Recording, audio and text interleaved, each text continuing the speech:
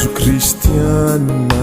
pire sy mpitoro matianina kanefa mody miafina fatao daolo zao rehetra izao manova miverena fa tsy zany nony antsony tompo anao jereo aneringara tsy tononina fa tena igagany fiaramonina kanefa mandeha ho azy fefa vita vaksiny tsotra izao manova miverena fa tsy zany nony antsony tompo anao fandrao re de ho simbakony asa mafy ataon'ny fiangonana manarato no asaigny tompo atao ka de lasa manjono ianao miverene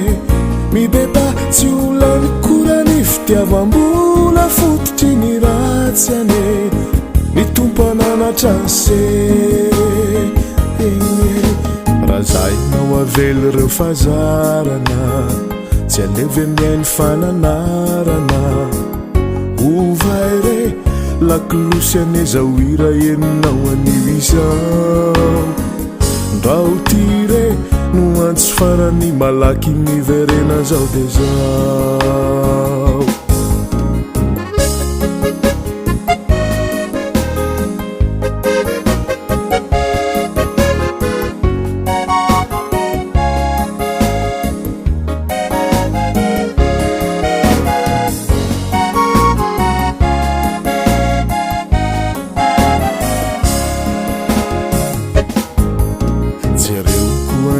zala sasany milazo bekapoka mahaigny asany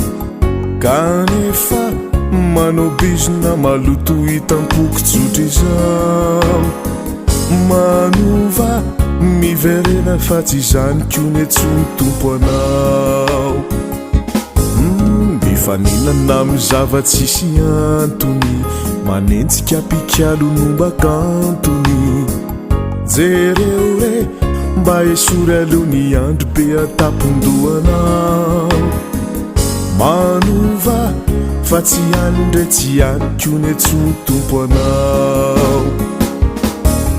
aza tezitra ianao na misy afoka raha miaino zay mba hitako e tsy izaho mitapitrotra mpananatra fa notereniny fanahy mba enore mba miangavy aho tsy te hiarako voaozona rendralanao mba manova razo atao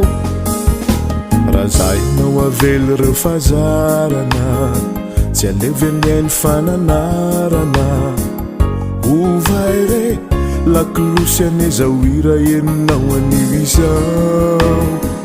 ndrao ty re no antsy farany malaky miverena zao de zao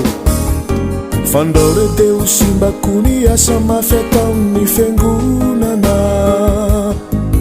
manarato no asaigny tompo atao ka de lasa manjono ianao miverene mibeba tsy olany korany fitiavam-bola fototry ny ratsy ane ny tompo ananatrase